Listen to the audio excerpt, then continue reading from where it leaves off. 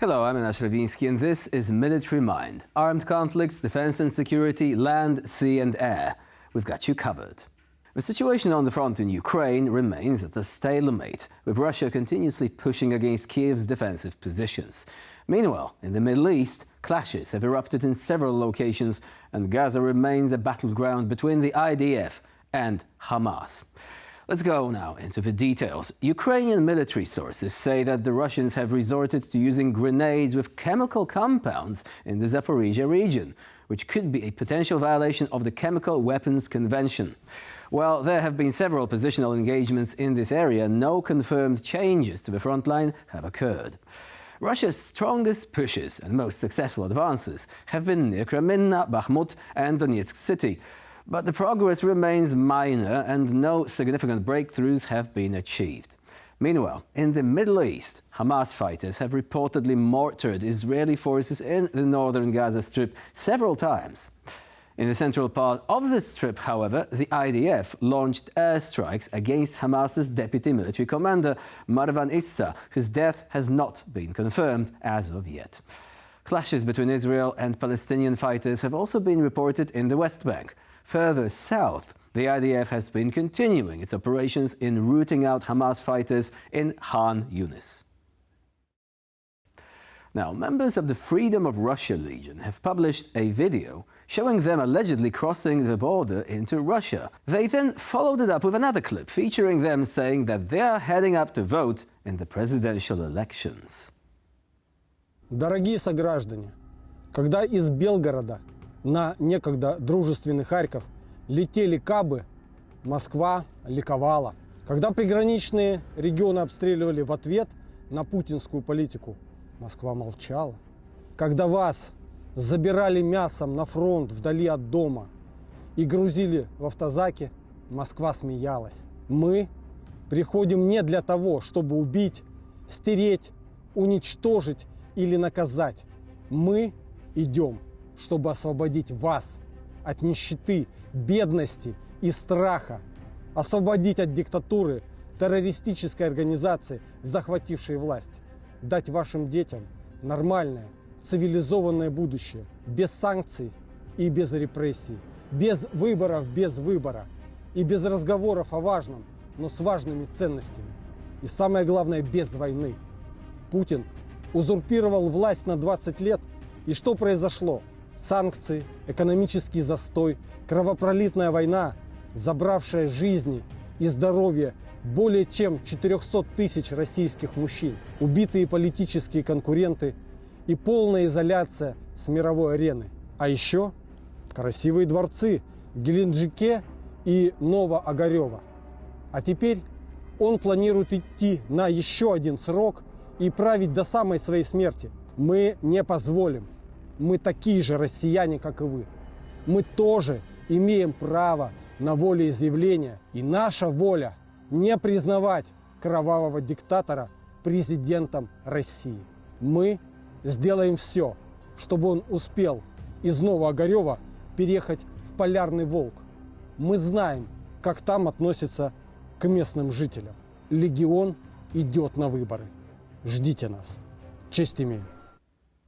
Members of the Sibir Battalion, staffed with ethnic Russians and fighting in the armed forces of Ukraine, have also said that they will be returning for the elections. Now, as Russian nationals, they are free to travel back home. So what if they do so with arms in hand? Their own country left them with no other choice, one could say.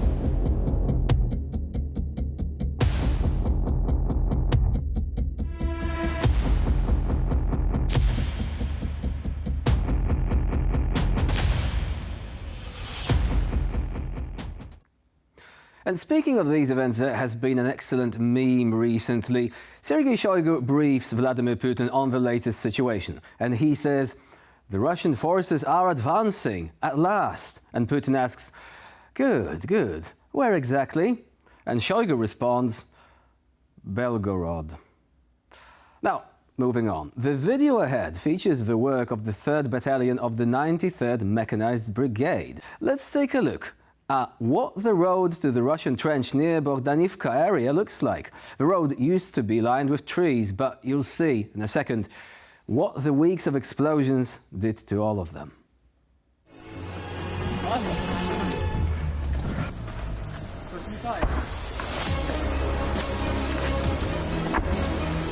Наша чи ні? Звідти летить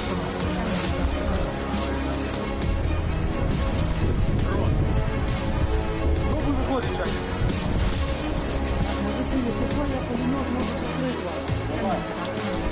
Дрон, наш не наш. Дрон! Наш дрон? Я не знаю, наш кричать. Игорь, боевой порядок принял. Игорь.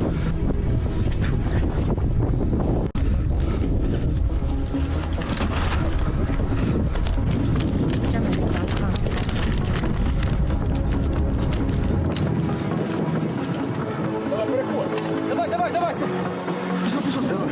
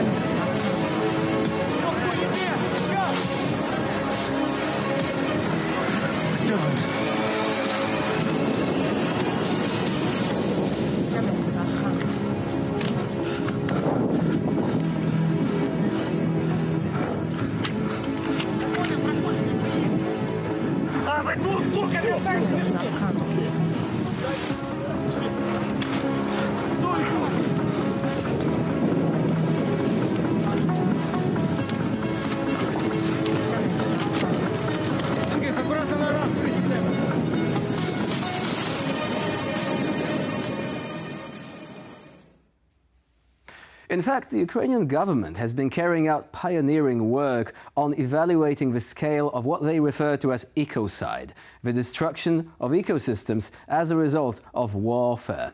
And as you have just seen, the scale of destruction has been tremendous. Some species in Ukraine might not actually be able to recover after this war. So a lot is being said about the Green Deal. But the best Green Deal right now would be to get the Russians out of Ukraine, saving the environment a huge degree of damage. And we haven't even mentioned the stolen nuclear power station yet. So, it is very much an ongoing issue.